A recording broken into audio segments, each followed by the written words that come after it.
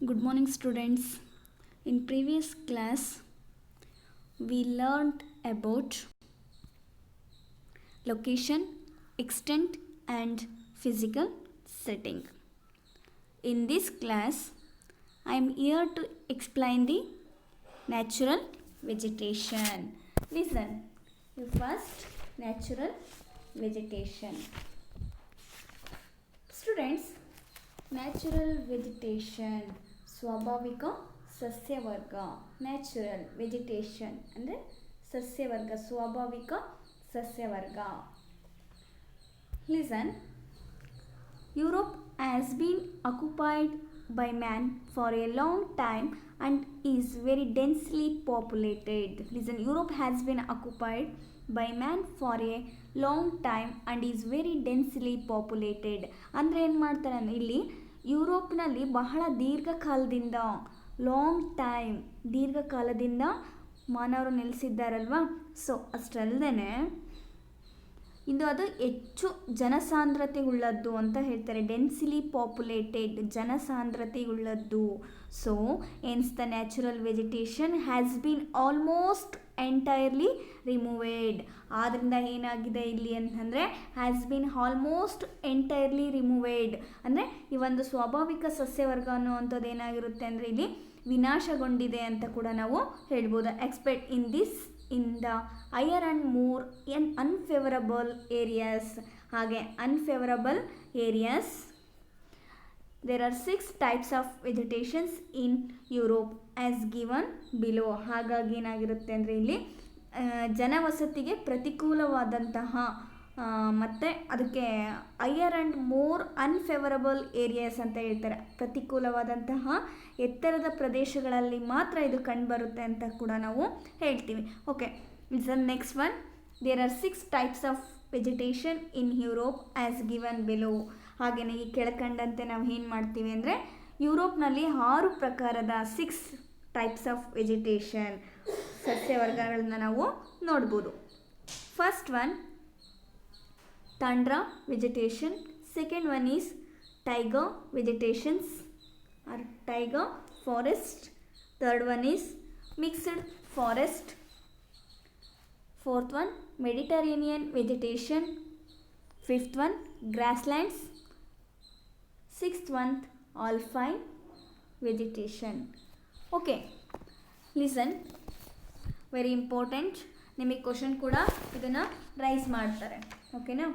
ಯಾವ ಥರ question raise ಮಾಡ್ತಾರೆ ಅಂತಂದರೆ mention the major types of natural vegetations of Europe ಅಂತ ಕ್ವಶನ್ ಕೇಳ್ತಾರೆ. Mention the major types of natural vegetation of Europe ಅಂತ ನಿಮಗೆ ಕ್ವಶನ್ನ ರೈಸ್ ಮಾಡ್ತಾರೆ. ಸೊ ಆವಾಗ ನೀವೇನು ಮಾಡಬೇಕು ಅಂತಂದರೆ tundra vegetation, taiga forest, mixed forest, Mediterranean vegetation, grasslands, alpine vegetation. Okay, first one tundra vegetation. Listen, tundra vegetation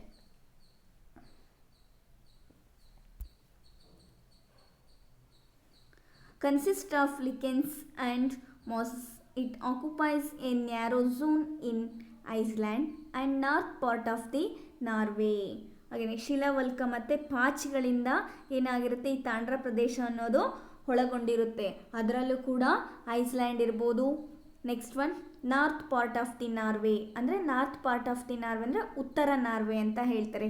next one Sweden and next one Finland.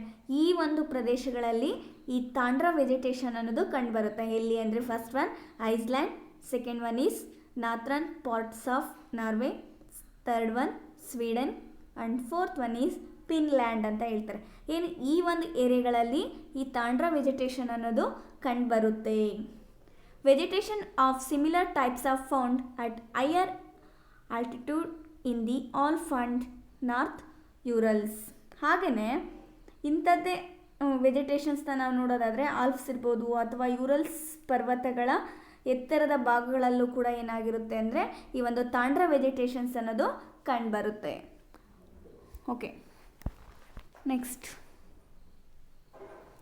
ಹಾಗೆಯೇ ಈ second one taiga vegetation taiga forest ಅಂತ ಹೇಳ್ತಾರೆ. ಓಕೆನಾ? Okay, is also called the cuneiform ಅಂತ ಹೇಳ್ತಾರೆ. Cuneiform ಅಂತ ಹೇಳ್ತಾರೆ. Coniferous ಅಂತ ಹೇಳ್ತಾರೆ. Is also called coniferous. ಅಂದರೆ ನೋಡಿ, ಇದು ಶಂಕುವಿನಾಕಾರದ ಮರಗಳ ಕಾಡು ಅಂತ ಕರೀತಾರೆ. ಓಕೆನಾ. It acquires mainly in high latitudes covering Norway, Sweden, Finland. Only a few varieties of trees are found here. ಅಷ್ಟಲ್ಲದೆ ಏನಾಗಿರುತ್ತೆ ಅಂದರೆ ನಾರ್ವೆ, ಸ್ವೀಡನ್, ಫಿನ್ಲ್ಯಾಂಡ್ ಈ ಒಂದು ಪ್ರದೇಶಗಳಲ್ಲಿ ಇದು ಕಂಡುಬರುತ್ತೆ. ಯಾವುದು? ಟೈಗಾ ಫಾರೆಸ್ಟ್ ಅಂತ ಹೇಳ್ತಾರೆ. ಈ ಟೈಗಾ ಫಾರೆಸ್ಟ್ ಈಸ್ ಕೋನಿಫಿರಿಯಸ್ ಅಂತ ಹೇಳ್ತಾರೆ. ಹಾಗೆಯೇ ನಾರ್ವೆ, ಸ್ವೀಡನ್, ಫಿನ್ಲ್ಯಾಂಡ್ ಈ ಒಂದು ಪ್ರದೇಶಗಳಲ್ಲಿ ಇದು ಕಂಡುಬರುತ್ತೆ ಅಂತ ಹೇಳ್ಬೋದು. Okay. They are cone shaped trees and have needle shaped leaves ಅಂತ ಹೇಳ್ತಾರೆ. ಹಾಗೆ ಮೊನಚಾದಂತಹ ಎಲೆಗಳನ್ನು ಹೊಂದಿದ್ದು ಮತ್ತು ಇದೇನಾಗಿರುತ್ತೆ? ಕೋನ್ ಶೇಪ್ಡ್ ಅಂದರೆ ಶಂಕುವಿನ ಆಕಾರವನ್ನು ಇದು ಒಳಗೊಂಡಿರುತ್ತೆ. ಯಾವುದು ಅಂದರೆ ಟೈಗಾ ಫಾರೆಸ್ಟಲ್ಲಿರುವಂತಹ trees. Okay. Next one mixed forest ಅಂತ ಹೇಳ್ತಾರೆ. ಅಂದರೆ ಮಿಶ್ರ ಕಾಡುಗಳು ಅಂತ ಹೇಳ್ತಾರೆ. Listen. Mixed forest are found in the south central regions ಅಂತ ಹೇಳ್ತಾರೆ. ದಕ್ಷಿಣ ಕೇಂದ್ರ ಪ್ರದೇಶದಲ್ಲಿ ಇದು ಕಂಡುಬರುತ್ತೆ. These include deciduous and coniferous trees. ಅಷ್ಟಲ್ಲದೆ ಎಲೆ ಉದುರಿಸುವಂಥದ್ದು ಮತ್ತು ಶಂಕುವಿನ ಆಕಾರದ ಮರಗಳು ಕೂಡ ಇಲ್ಲಿ ಕಂಡುಬರುತ್ತೆ. For example oak, ash, elm, poplar, willow, beech ಅಂತ ಹೇಳ್ತಾರೆ. Listen. Oak, ash, elm, poplar, willow, beech ಇವೆಲ್ಲವೂ ಕೂಡ ಮಿಕ್ಸ್ಡ್ ಫಾರೆಸ್ಟಲ್ಲಿ ಬರುವಂತಹ ಟ್ರೀಸ್ ಅಂತ ಕೂಡ ನಾವು ಹೇಳ್ತೀವಿ. ಓಕೆನಾ. Okay. Next one Mediterranean sea. ಯಾವುದು? ನೆಕ್ಸ್ಟ್ ಒನ್ ಯಾವುದು? ಮೆಡಿಟರೇನಿಯನ್ ವೆಜಿಟೇಷನ್ ಅಂತ ಹೇಳ್ತಾರೆ. Listen. Is common along the Mediterranean sea coast. This is broad leaf evergreen type. Listen. Is common along the Mediterranean sea coast ಅಂತ ಹೇಳ್ತಾರೆ. ಅಂದರೆ ಇದು ಸಾಮಾನ್ಯವಾಗಿ Mediterranean ಸಮುದ್ರದ ತೀರದುದ್ದಕ್ಕೂ ಕೂಡ ಇದು ಕಂಡುಬರುತ್ತೆ. This is board leaves ever green types. ಯಾವಾಗಲೂ ಕೂಡ ಇದು ಸದಾ ಹಸಿರಾದಂಥ ಒಂದು ಸಸ್ಯವರ್ಗ ಅಂತ ಕೂಡ ನಾವು ಹೇಳ್ಬೋದು. The trees do not shed their leaves in autumn. Trees of this type include the cork oak, olive, laurel, etcetera.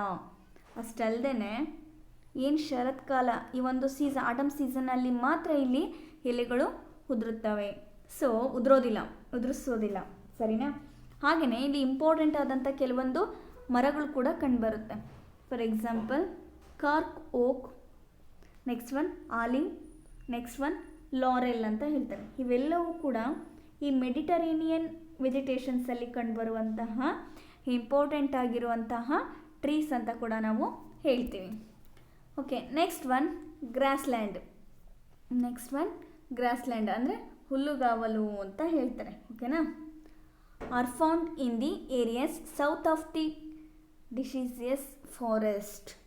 ಅಂದರೆ ದಕ್ಷಿಣ ಭಾಗದ ಒಂದು ಎಲೆ ಉದುರಿಸುವಂತಹ ಅರಣ್ಯಗಳಲ್ಲಿ ಇದು ಕಂಡುಬರುತ್ತೆ. For example Hungary, Bulgaria, Romania and European Russia ಈ ಒಂದು ಪ್ರದೇಶಗಳಲ್ಲಿ ಇದು ಕಂಡುಬರುತ್ತೆ. ಯಾವುದು ಅಂದರೆ Hungary, Bulgaria, Romania and next one European Russia ಅಂತ ಹೇಳ್ತಾರೆ. ಅಷ್ಟಲ್ಲದೆ it is scattered wooded and steppe types grass ಅಂತ ಹೇಳ್ತಾರೆ. ಅಂದರೆ ಈ ಒಂದು ಹುಲ್ಲುಗಾವಲುಗಳು ಉಳ್ಳಂತಹ ಒಂದು ಸ್ಪೆಕ್ಟಿ ಅನ್ನುವಂಥ ಒಂದು ಸಸ್ಯವರ್ಗ ಕೂಡ ಇದು ಆಗಿರುತ್ತೆ. Next one alpine vegetation. Listen. Covers the islands of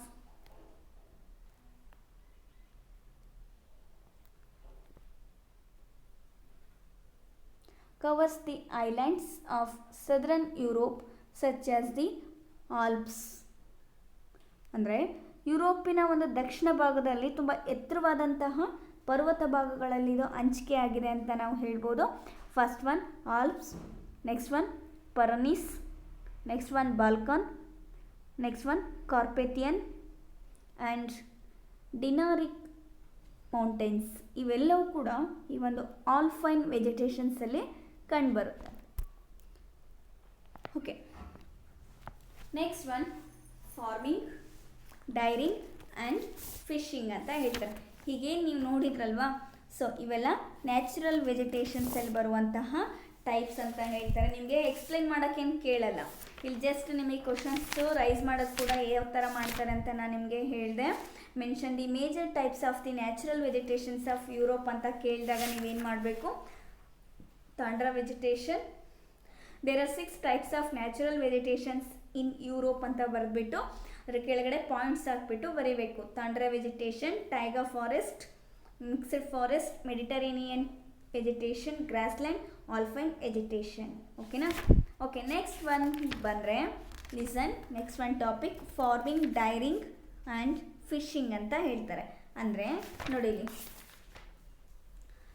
farming ಅಂದರೆ ವ್ಯವಸಾಯ ಮಾಡುವಂಥದ್ದು, ಡೈರಿಂಗ್ ಅಂತಂದರೆ ಹೈನುಗಾರಿಕೆ ಮಾಡುವಂಥದ್ದು, ನೆಕ್ಸ್ಟ್ ಒನ್ ಫಿಶಿಂಗ್ ಅಂದರೆ ಮೀನುಗಾರಿಕೆ ಅಂತ ಹೇಳ್ತಾರೆ. ಓಕೆ, ಫಸ್ಟ್ ಲಿಸನ್, ಫಾರ್ಮಿಂಗ್ ಅಂತ ಹೇಳ್ತಾರೆ. ಲಿಸನ್ ಕೇರ್ಫುಲಿ ಸ್ಟೂಡೆಂಟ್ಸ್, ಇದರಲ್ಲಿ ನಿಮಗೆ 1 ಮಾರ್ಕ್ಸ್ ಕ್ವಶನ್ ರೈಸ್ ಆಗುತ್ತೆ. Agriculture is still very important occupation in Europe even after industrialisation. Industrialisation ಅಂತಂದರೆ ಕೈಗಾರೀಕರಣ ಅಂತ ಹೇಳ್ತಾರೆ. ಅಂದರೆ listen, agriculture is still A very important occupation in Europe even after industrialisation. ಅಂದರೆ ಯುರೋಪ್ನಲ್ಲಿ ಕೈಗಾರೀಕರಣದ ತರುವಾಯ ನಂತರ ಏನಾಗಿರುತ್ತಂದರೆ ಈ ಒಂದು ವ್ಯವಸಾಯ, ಅಗ್ರಿಕಲ್ಚರ್ ಅನ್ನೋದು ಕೂಡ ಇಲ್ಲಿ ಒಂದು ಇಂಪಾರ್ಟೆಂಟ್ ಆದಂಥ ಒಂದು ಆಕ್ಯುಪೇಷನ್, ಅಂದರೆ ಒಂದು ವೃತ್ತಿಯಾಗಿ ಉಳ್ಕೊಂಡಿದೆ ಅಂತ ನಾವು ಹೇಳ್ಬೋದು. The continent is fortunate in having a vast level. ಅಷ್ಟಲ್ಲದೆ ಈ ಒಂದು ಖಂಡ ಏನಾಗಿರುತ್ತೆ ಅಂತಂದರೆ ವಿಶಾಲ ಮತ್ತು ಒಂದು ಸಮತಟ್ಟಾದಂತಹ ಒಂದು ಫಲವತ್ತಾದಂಥ ಒಂದು ಭೂಮಿ ಆಗಿರುತ್ತೆ. ಅಷ್ಟಲ್ಲದೆ ಫರ್ಟಿಲೈ ಆ್ಯಂಡ್ ವೆಲ್ ಇರಿಗೇಟೆಡ್ ಲ್ಯಾಂಡ್. ಅಷ್ಟಲ್ಲದೆ ಈ ಒಂದು ಫಲವತ್ತಾದಂಥ ಒಂದು ಭೂಮಿ ಮತ್ತು ಉತ್ತಮವಾದಂತಹ ಒಂದು ನೀರಾವರಿ ಸೌಲಭ್ಯವನ್ನು ಹೊಂದಿರೋದ್ರಿಂದ ಇದೇನಾಗಿರುತ್ತೆ, ಅದೃಷ್ಟಶಾಲಿ ಅಂತ ಕೂಡ ನಾವು ಹೇಳ್ಬೋದು. The climate condition is also favourable for agriculture. ಅಷ್ಟಲ್ಲದೆ ಇಲ್ಲಿರುವಂಥ ಒಂದು ಕ್ಲೈಮೇಟ್ ಕಂಡೀಷನ್ಸ್ ಕೂಡ ಏನಾಗಿರುತ್ತೆ, ಆಲ್ಸೋ ಫೇವರಬಲ್ ಫಾರ್ ಅಗ್ರಿಕಲ್ಚರ್. ಅಂದರೆ ಇಲ್ಲಿರುವಂಥ ಒಂದು ವ್ಯವಸಾಯನೂ ಕೂಡ ಈ ಒಂದು ಕ್ಲೈಮೇಟ್, ವಾಯುಗುಣನೂ ಕೂಡ ಏನಾಗಿರುತ್ತೆ, ಫೇವರಬಲ್ ಫಾರ್ ಅಗ್ರಿಕಲ್ಚರ್, ಅಂದರೆ ವ್ಯವಸಾಯಕ್ಕೆ ತುಂಬ ಯೋಗ್ಯವಾಗಿದೆ ಅಂತ ಕೂಡ ನಾವು ಹೇಳ್ಬೋದು. Next, most of the countries have more than 50% of their land under farming expect the Scandinavia countries. ಅಂದರೆ most of the countries have more than 50% of their land ಅಂತ ಹೇಳ್ತಾರೆ. ಅಂದರೆ ಈ ಒಂದು Scandinavia most of the percent ಅಂದರೆ ಅವುಗಳಲ್ಲಿ 50% ಅಷ್ಟು ಹೆಚ್ಚು ಭಾಗ ಏನಾಗಿರುತ್ತೆ ಅಂದರೆ ಕೃಷಿಗೆ ಒಳಪಟ್ಟಿರುತ್ತೆ. ಯಾವುದರಲ್ಲಿ ಅಂತಂದರೆ ಸ್ಕ್ಯಾಂಡಿನೇವಿಯಾ ದೇಶನ ಬಿಟ್ಟು ಇನ್ನು ಉಳಿಕೆಯಾದಂತಹ ಆಲ್ಮೋಸ್ಟ್ ಎಲ್ಲ ಕಡೆನೂ ಕೂಡ ಏನಾಗಿರುತ್ತೆ ಅಂದರೆ 50% ಅಷ್ಟು ವ್ಯವಸಾಯನ ಇಲ್ಲಿ ಅವರ ಒಂದು ವೃತ್ತಿಯನ್ನಾಗಿ ಮಾಡಿಕೊಂಡಿದ್ದಾರೆ ಅಂತ ಕೂಡ ನಾವು ಹೇಳ್ಬೋದು. ಹಾಗೆಯೇ the average size of the holdings in Europe is 10 acres ಅಂತ ಹೇಳ್ತಾರೆ. ಅಂದರೆ ಯುರೋಪಿನ ಸರಾಸರಿ ಭೂ ಹಿಡುವಳಿಯ ಗಾತ್ರ ಎಷ್ಟಿರುತ್ತೆ ಅಂದರೆ 10 ಎಕರೆ ಅಂತ ಹೇಳ್ತಾರೆ. 10 ಎಕರೆ ಅಷ್ಟು ಇರುತ್ತೆ ಅಂತ ಕೂಡ ನಾವು ಹೇಳ್ಬೋದು. Next one mixed farming. Mixed farming is practised in west European countries. ಹಾಗೆಯೇ ಈ ಒಂದು ವೆಸ್ಟ್ ಯುರೋಪಿಯನ್ ಕಂಟ್ರೀಸ್ ಅಂತ ಹೇಳ್ತಾರೆ. ಅಂದರೆ ಪಶ್ಚಿಮ ಯುರೋಪ್ನ ದೇಶಗಳಲ್ಲೂ ಕೂಡ ಏನಾಗಿರುತ್ತೆ, ಮಿಕ್ಸ್ಡ್ ಫಾರ್ಮಿಂಗ್ ಅನ್ನೋದು ರೂಢಿಯಲ್ಲಿರುತ್ತೆ. ಮಿಕ್ಸ್ಡ್ ಫಾರ್ಮಿಂಗ್ ಅಂತಂದರೆ ಮಿಶ್ರ ಬೇಸಾಯ ಪದ್ಧತಿ ಅಂತ ಹೇಳ್ತಾರೆ. ಅಷ್ಟೇ evolves the cultivations of crops and keeping the livestock ಅಂತ ಹೇಳ್ತಾರೆ. ಅಂದರೆ ಈ ಒಂದು ಬೆಳೆಗಳ ಸಾಗುವಳಿ ಮಾಡುವಂಥದ್ದು, ಜಾನುವಾರು ಸಾಕಣೆ, ಈ ಎಲ್ಲದನ್ನು ಕೂಡ ಇಲ್ಲಿ ಒಳಗೊಂಡಿರುತ್ತೆ. ಸೊ ಹಾಗಾಗಿ ಏನಾಗಿರುತ್ತೆ ಅಂತಂದರೆ ಈ ಒಂದು ಎಲ್ಲ ರೀತಿಯಿಂದಲೂ ನಾವು ವೆರೈಟಿ ಆಗಿರೋ ಅಂಥದ್ದು. ಮತ್ತು ನೆಕ್ಸ್ಟ್ ಒನ್ ಏನು ಅಂದರೆ the cultivations of food grains is also very important. Intensive farming is practised. ಅಷ್ಟೇ ಅಲ್ಲದೆ ಇಂಟೆನ್ಸಿವ್ ಫಾರ್ಮಿಂಗ್ ಅಂದರೆ ಸಾಂದ್ರ ಬೇಸಾಯ ಪದ್ಧತಿನೂ ಕೂಡ ಇಲ್ಲಿ ರೂಢಿಯಲ್ಲಿತ್ತು. ತುಂಬ ವೆರೈಟಿ ಆಗಿರುವಂತಹ ಒಂದು ಕ್ರಾಪ್ಸ್ಗಳನ್ನೂ ಕೂಡ ಇವರು ಬೆಳೀತಾ ಇದ್ರು. ಮತ್ತು ನೆಕ್ಸ್ಟ್ ಒನ್ನು ಎಲ್ಲ ರೀತಿಯಿಂದಲೂ ಸಹ ಒಂದು intensive farming is practised. Intensive ಫಾರ್ಮಿಂಗ್ನು ಕೂಡ ಇಲ್ಲಿ ತುಂಬ ಪ್ರಾಕ್ಟೀಸ್ ಮಾಡ್ತಾ ಹೋದರು. In southern Europe because of Mediterranean climate. ಹಾಗೆಯೇ ಈ ಒಂದು ಮೆಡಿಟರೇನಿಯನ್ ಕ್ಲೈಮೇಟ್ನೊಳಗೊಂಡಿರುವಂತಹ ದ ಸದರ್ನ್ ಯುರೋಪ್ ಅಂದರೆ ದಕ್ಷಿಣ ಯುರೋಪಲ್ಲಿ ಏನಾಗಿರುತ್ತೆ ಅಂತಂದರೆ ವ್ಯವಸಾಯನೇ ಇಲ್ಲಿ ಬೇರೆ ಆಗಿರುತ್ತೆ. The types of the farming is different ಅಂದರೆ ವ್ಯವಸಾಯನೇ ಇಲ್ಲಿ ಬೇರೆ ರೀತಿಯಾಗಿರುತ್ತೆ. There is a combination of cereals, fruits, vegetations and livestock farming ಅಂದರೆ ಏಕದಳ ಧಾನ್ಯ ಬೆಳೆಗಳಿರ್ಬೋದು, ಫ್ರೂಟ್ಸು, ವೆಜಿಟೇಷನ್ಸು ಫ್ರೂಟ್ಸು, ವೆಜಿಟೇಬಲ್ಸು ಇವೆಲ್ಲವನ್ನೂ ಕೂಡ ಇದು ಒಳಗೊಂಡಿರುತ್ತೆ. Depending upon the vast market specialised types of farming as developed. Listen, depending upon a vast market specialised types of farming as developed. ಅಷ್ಟಲ್ಲದೆ ಒಂದು ವಿಶಾಲವಾದಂಥ ಮಾರುಕಟ್ಟೆಯನ್ನು ಕೂಡ ಅವಲಂಬಿಸಿದಂತಹ ಒಂದು ವಿಶೇಷ ಮಾದರಿ ವ್ಯವಸಾಯನೂ ಕೂಡ ಇಲ್ಲಿ ಅಭಿವೃದ್ಧಿಗೊಂಡಿರುತ್ತೆ. The agriculture is commercial and well organised near densely populated urban areas. The agriculture is commercial and well organized near densely populated urban area. ಅಂದರೆ ಅಧಿಕ ಜನಸಾಂದ್ರತೆ ಉಳ್ಳಂತಹ ನಗರ ಪ್ರದೇಶಗಳಿಗೆ ಆ ಒಂದು ಸಮೀಪದ ಭಾಗಗಳಲ್ಲೇನಾಗಿರುತ್ತೆ ಅಂದರೆ ವಾಣಿಜ್ಯ ಮತ್ತು ಉತ್ತಮ ಸಂಘಟಿತ ವ್ಯವಸಾಯನೂ ಕೂಡ ಇಲ್ಲಿ ಕಂಡುಬರುತ್ತೆ ಅಂತ ಕೂಡ ನಾವು ಹೇಳ್ಬೋದು. And the less than 10% of people are engaged in agricultural activity.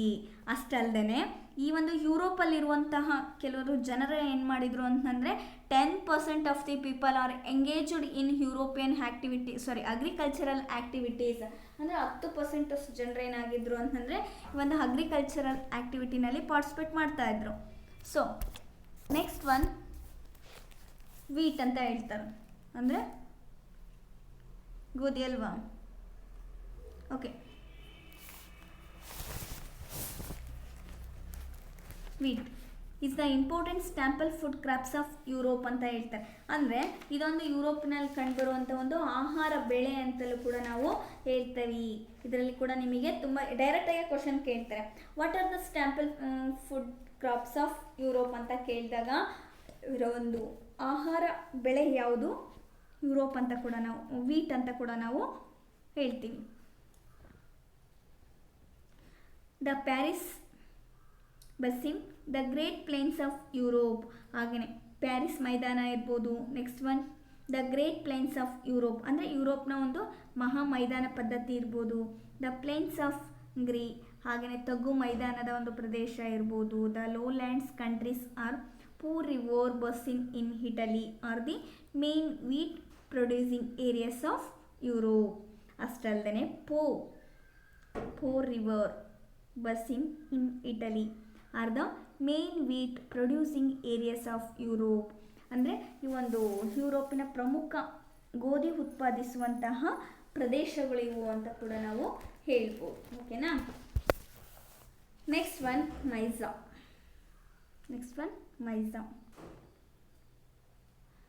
Is the second major cereal crops of Europe.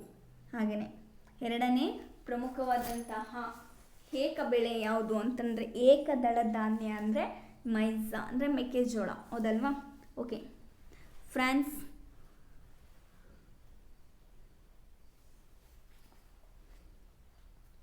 Italy, Hungary, Germany and Spain are the major producers of maize. ಹಾಗೆಯೇ ಇನ್ ಫ್ರಾನ್ಸ್ ಇರ್ಬೋದು, Italy, Hungary, Germany, France, Italy, Hungary, Romania, Spain ಈ ಒಂದು ದೇಶಗಳಲ್ಲಿ ಏನು ಮಾಡ್ತಾರೆ ಅಂತಂದರೆ ಈ ಒಂದು ಮೈಜಾ ಮೆಕ್ಕೆಜೋಳನ ಅತಿ ಹೆಚ್ಚಾಗಿ ಉತ್ಪಾದಿಸ್ತಾರೆ ಅಂತ ಕೂಡ ನಾವು ಹೇಳ್ಬೋದು. ಅಷ್ಟೇ ಅಲ್ಲದೆ listen,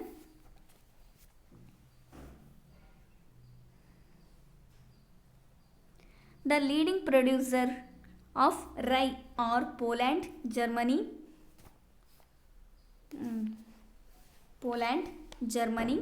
check and Slovakia republics. ಅಷ್ಟಲ್ಲದೆ ಪೋಲ್ಯಾಂಡ್ ಇರ್ಬೋದು, ಜರ್ಮನಿ ಇರ್ಬೋದು, ಚೆಕ್, ನೆಕ್ಸ್ಟ್ ಒನ್ ಸ್ಲೋವೇಕಿಯಾ. ಈ ಒಂದು ರಿಪಬ್ಲಿಕ್ಸ್ ಏನು ಗಣರಾಜ್ಯಗಳಿದಾವಲ್ವ, ಇವು ಪ್ರಮುಖವಾಗಿ the leading producers of rye ಅಂತ ಹೇಳ್ತಾರೆ. ರೈಯನ್ನು ಉತ್ಪಾದಿಸುವಂತಹ ದೇಶಗಳು ಅಂತ ಕೂಡ ನಾವು ಹೇಳ್ಬೋದು. Europe is an important producer of barley. ಹಾಗೆಯೇ ಈ ಒಂದು ಯುರೋಪ್ ಅನ್ನೋದು ಕೂಡ ಏನಾಗಿರುತ್ತೆ ಅಂತಂದರೆ ಬಾರ್ಲಿಯನ್ನು ಉತ್ಪಾದಿಸುವಂತಹದ್ರಲ್ಲಿ ತುಂಬ ಪ್ರಮುಖವಾಗಿರುವಂಥದ್ದು. It is used has the food grain feed for the cattle for liquor. ಅಷ್ಟಲ್ಲದೆ ಈ ಒಂದು ದನಗಳಿಗೆ ಆಹಾರವಾಗಿ ಮತ್ತು ಮದ್ಯರಚನೆ ತಯಾರಿಕೆಯಲ್ಲೂ ಕೂಡ ಇದನ್ನು ಬಳಸ್ತಾ ಇದ್ರು. Oats is also grown in some nations. ಹಾಗೆಯೇ ಓಟ್ಸನ್ನು ಕೂಡ ಕೆಲವೊಂದು ಕಡೆ ಇಲ್ಲಿ ಬೆಳೀತಾ ಇದ್ರು. Rice is grown to small extent as a summer crops. ಹಾಗೆಯೇ ಈ ಒಂದು ರೈಸ್ನು ಕೂಡ ಇಲ್ಲಿ ಏನು ಮಾಡ್ತಿರೋ ಅಂದರೆ ಭತ್ತನೂ ಕೂಡ ಈ ಒಂದು ಸ್ವಲ್ಪ ಪ್ರಮಾಣದಲ್ಲಿ ಇಲ್ಲಿ ಬೆಳೀತಾ ಇದ್ರು ಅಂತ ಹೇಳ್ತಾರೆ. ಹಾಗೆಯೇ ಇದೊಂದು ಸಮ್ಮರ್ ಕ್ರಾಪ್ಸ್ ಅಂತ ಹೇಳ್ತಾರೆ. ಇದೊಂದು ಬೇಸಿಗೆಯ ಬೆಳೆ ಅಂತಲೂ ಕೂಡ ಇದನ್ನು ಹೇಳ್ತೀವಿ. Next one sugar beet and potatoes ಅಂತ ಹೇಳ್ತಾರೆ. ಅಂದರೆ ಸಕ್ಕರೆ ಗೆಡ್ಡೆ ಅಥವಾ ಮತ್ತು ಬಟಾಟೆ ಅಂತ ಹೇಳ್ತಾರೆ. Listen are the two root crops of Europe. ಅಂದರೆ ಇವೆರಡೂ ಕೂಡ ಗೆಡ್ಡೆ ಬೆಳೆಗಳು ಅಂತ ಕೂಡ ನಾವು ಹೇಳ್ಬೋದು. Sugar beet is used both for the production of sugar and as a food for cattles. ಅಂದರೆ ಈ ಒಂದು ಸಕ್ಕರೆ ಗೆಡ್ಡೆನ ಸಕ್ಕರೆ ತಯಾರಿಕೆಗೆ ಮತ್ತು ದನಗಳ ಆಹಾರಕ್ಕಾಗಿ ಕೂಡ ಇದನ್ನು ಉಪಯೋಗಿಸ್ತಾ ಇದ್ರು. ಓಕೆ, ನೆಕ್ಸ್ಟ್ ಒನ್ ಪೊಟ್ಯಾಟಸ್ ಬಂದರೆ grown mainly in the plains of the central and eastern Europe.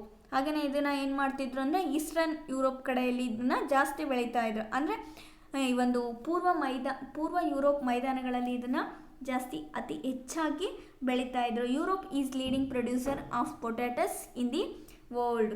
ಅಷ್ಟೇ ಅಲ್ಲದೆ ಯುರೋಪು ಪ್ರಪಂಚದಲ್ಲೇ ಹೆಚ್ಚು ಬಟಾಟೆಯನ್ನು ಕೂಡ ಇಲ್ಲಿ ಉತ್ಪಾದಿಸ್ತಾ ಇದ್ರು. Next fruits such as grapes, apples, figs, oranges, lemons, pomegranates, etc. ಈ ಒಂದು ಯುರೋಪಿನ ಬೆಟ್ಟಗಳ ಇಳಿಜಾರುಗಳಲ್ಲಿ ಏನು ಮಾಡ್ತಿದ್ರು ಅಂತಂದರೆ ತುಂಬ ಇಂಪಾರ್ಟೆಂಟ್ ಆದಂತಹ ಕೆಲವೊಂದು ಫ್ರೂಟ್ಸ್ನ ಇಲ್ಲಿ ಬೆಳೀತಾ ಇದ್ರು. ಆ್ಯಪಲ್ಸ್ ಇರ್ಬೋದು, ಗ್ರೇಪ್ಸ್, ಆರೆಂಜಸ್, ಲೆಮನ್ಸ್, ಪೊಮೊಗ್ರೆನೇಟ್ಸ್, ಈ ಥರ ಹಣ್ಣುಗಳನ್ನು ಕೂಡ ಇಲ್ಲಿ ಬೆಳೀತಾ ಇದ್ರು. Bulgaria is famous for roses. Bulgaria ಅನ್ನುವಂಥ ಒಂದು ದೇಶ ಏನಾಗಿತ್ತು ಅಂದರೆ ಗುಲಾಬಿ ಹೂನ ಬೆಳೆಯೋದ್ರಲ್ಲಿ ತುಂಬ ಫೇಮಸ್ ಆಗಿತ್ತು. ವೆಜಿಟೇಬಲ್ಸ್ ಆ್ಯಂಡ್ ಹಾರ್ಟಿಕಲ್ಚರಲ್ ಕ್ರಾಪ್ಸ್, ಹಾಗೆ ತರಕಾರಿಗಳನ್ನು ಬೆಳೆಯೋದಕ್ಕೆ ಮತ್ತು ತೋಟಗಾರಿಕೆ ಬೆಳೆಗಳಿಗೂ ಕೂಡ ಇದು ತುಂಬ ಫೇಮಸ್ ಆಗಿತ್ತು ಅಂತ ಕೂಡ ನಾವು ಹೇಳ್ತೀವಿ. ನೆಕ್ಸ್ಟ್ ಒನ್ ಯಾವುದು? ಡೈರಿಂಗ್ ಅಂತ ಹೇಳ್ತಾರೆ. It is highly organised in the mixed farming system of Europe. ಹಾಗೆಯೇ ಇದೊಂದು ಹೈನುಗಾರಿಕೆ ಅನ್ನೋದು ಒಂದು mixed farming system of Europe, ಅಂದರೆ ಮಿಶ್ರ ಬೇಸಾಯ ಪದ್ಧತಿಯಲ್ಲಿ ಒಂದು ಉತ್ತಮವಾದಂಥ ಒಂದು ವ್ಯವಸ್ಥಿತ ಉದ್ಯಮ ಅಂತ ನಾವು ಹೇಳ್ಬೋದು. ದ ಕೂಲ್ ಉಮಿಡ್ ಕ್ಲೈಮೇಟ್, ಹಾಗೆಯೇ ಇದು ತಂಪಾದಂತಹ ತೇವಾಂಶ ಭರಿತವಾದಂಥ ಒಂದು ವಾಯುಗುಣ. ಡೆನ್ಸಿ urban population, good means of rail and road transportation. Rail and road transportation ಅಂದರೆ ಒಂದು ಸುವ್ಯವಸ್ಥಿತವಾದಂತಹ ರಸ್ತೆ ಮತ್ತು ರೈಲು ಸಾರಿಗೆ ಸೌಲಭ್ಯನೂ ಕೂಡ ಇದು ಒಳಗೊಂಡಿರುತ್ತೆ. ಗ್ರೇಟ್ ಬಯೋಟೆಕ್ನಾಲಜಿಕಲ್ ಡೆವಲಪ್ಮೆಂಟ್, ಹಾಗೆಯೇ ಗ್ರೇಟ್ ಬಯೋಟೆಕ್ನಾಲಜಿಕಲ್ ಡೆವಲಪ್ಮೆಂಟ್ ಅಂದರೆ ಇದೊಂದು ಉತ್ತಮ ಜೈವಿಕ ಮತ್ತು ತಂತ್ರಜ್ಞಾನದ ಅಭಿವೃದ್ಧಿಯನ್ನು ಕೂಡ ಇದು ಒಳಗೊಂಡಿರುತ್ತೆ. Commercial dairying and pastures have encouraged the development of dairying in the Europe. ಅಷ್ಟಲ್ಲದೆ ಇಲ್ಲೇನಾಗಿರುತ್ತೆ ಅಂತಂದರೆ ಯುರೋಪ್ನಲ್ಲಿ ಒಂದು ಹೈನುಗಾರಿಕೆಯ ಒಂದು ಅಭಿವೃದ್ಧಿಗೆ ತುಂಬಾ ಪ್ರೋತ್ಸಾಹವನ್ನು ಸಹ ನೀಡ್ತಾ ಹೋದರು. ಅದರ ಒಂದು ಅಭಿವೃದ್ಧಿನೂ ಕೂಡ ಡೆವಲಪ್ಮೆಂಟ್ ಕೂಡ ತುಂಬ ಚೆನ್ನಾಗಾಯಿತು ಅಂತ ಇಲ್ಲಿ ಹೇಳ್ತಾರೆ. ನೆಕ್ಸ್ಟ್ ಒನ್ ಯಾವುದು ಅಂತಂದರೆ ಫಿಶಿಂಗ್ ಅಂತ ಹೇಳ್ತಾರೆ. ನೆಕ್ಸ್ಟ್ ಒನ್ ಫಿಶಿಂಗ್ ಅಂತ ನಾವು ನೋಡೋದಾದರೆ listen. Throughout history fish has been important part of the European diet ಅಂತ ಹೇಳ್ತಾರೆ. ಅಂದರೆ ಈ ಒಂದು ಇತಿಹಾಸದುದ್ದಕ್ಕೂ ಕೂಡ ಯುರೋಪ್ ಖಂಡ ಅನ್ನುವಂಥದ್ದು ಮೀನುಗಾರಿಕೆನ ತನ್ನ ಆಹಾರದ ಆರ್ಥಿಕತೆಯನ್ನಾಗಿ ರೂಢಿಸ್ಕೊಂಡು ಬಂದಿದೆ ಅಂತ ನಾವು ಹೇಳ್ಬೋದು. Fishing is particularly important in the shallow seas ಅಂತ ಹೇಳ್ತಾರೆ. ಅಂದರೆ ಇದೊಂದು ಕಡಿಮೆ ಆಳದ ಸಮುದ್ರ ಭಾಗಗಳಲ್ಲಿ ಮೀನುಗಾರಿಕೆ ಸಾಗ್ತಾ ಇದೆ ಅಂತ ಕೂಡ ನಾವು ಹೇಳ್ಬೋದು. ಅಷ್ಟೇ main fishing grounds are near north west Europe. They extend from northern part of the Arctic circle to Mediterranean sea. ಅಷ್ಟಲ್ಲದೆ ಆರ್ಟಿಕ್ ವೃತ್ತದ ಒಂದು ಉತ್ತರ ಭಾಗದಿಂದ ಏನಾಗಿರುತ್ತೆ ಅಂದರೆ ಮೆಡಿಟರೇನಿಯನ್ ಸಮುದ್ರದವರೆಗೂ ಕೂಡ ಇದು ವಿಸ್ತರಿಸ್ಕೊಂಡು ಹೋಗಿದೆ ಅಂತ ಕೂಡ ನಾವು ಹೇಳ್ಬೋದು. They extend from northern part of the Arctic circle to Mediterranean sea. The most intensively fishing region is the North Sea and the countries include Norway, Britain. ಅಷ್ಟಲ್ಲದೆ ಈ ಒಂದು ಉತ್ತರ ಸಮುದ್ರ ಏನಾಗಿರ್ತಾರೆ ಅತಿ ತೀವ್ರವಾದಂಥ ಒಂದು ಮೀನುಗಾರಿಕೆ ಪ್ರದೇಶ ಆಗಿದೆ ಅಂತ ನಾವು ಹೇಳ್ಬೋದು. ಅದರಲ್ಲಿ ನಾವು ನೋಡೋದಾದರೆ Norway, Britain, Denmark, Sweden and next one Germany ಅಂತಾರೆ. ಈ ಎಲ್ಲ ಪ್ರದೇಶಗಳಲ್ಲಿ ಏನಾಗಿರುತ್ತೆ ಈ ಒಂದು ಫಿಶಿಂಗ್ ಅನ್ನೋವಂಥದ್ದು ತುಂಬ ಯಥೇಚ್ಛವಾಗಿ ಬೆಳೆಯುವಂಥದ್ದು. So the two most important fishing grounds of the North Sea are the first one is Dogger Bank, second one is Great Fisher Bank. First one is Dagger Bank, second one is Great Fisher Bank ಅಂತ ಹೇಳ್ತಾರೆ. ಇದು very important. The people of Norway R great fisherman. ಹಾಗೆ Norway ಜನರು ಏನಾಗಿದ್ರು ಅಂದರೆ ಈ ಒಂದು ಮೀನುಗಾರಿಕೆಯಲ್ಲಿ ತುಂಬಾ ಪರಿಣಿತಿಯನ್ನು ಪರಿಣಿತಿಗೊಂಡಿದ್ರು ಅಂತ ಕೂಡ ನಾವು ಹೇಳ್ಬೋದು. ನಿಮಗಿಲ್ಲಿ ಕ್ವಶನ್ ಕೂಡ ರೈಸ್ ಮಾಡ್ತಾರೆ ಡೈರೆಕ್ಟಾಗಿ ಕ್ವಶನ್. ಇಲ್ಲಿ ಯಾವ ಥರ ಅಂತಂದರೆ mention the major fishing grounds in Europe ಅಂತ ಕೇಳ್ತಾರೆ. Mention the major fishing grounds in the Europe ಅಂತ ನಿಮಗೆ ಕ್ವಶನ್ ರೈಸ್ ಮಾಡ್ತಾರೆ. ಅಂದರೆ ಈ ಒಂದು ಯುರೋಪಿನ ಪ್ರಮುಖವಾದಂತಹ ಮೀನುಗಾರಿಕೆ ವಲಯಗಳನ್ನು ತಿಳಿಸಿ ಅಂತ ನಿಮಗೆ ಹೇಳ್ತಾರೆ. Okay students, if you any doubt regarding this topic please ask the question. Now take the homework. First one is name the countries which are the famous for dairying in Europe.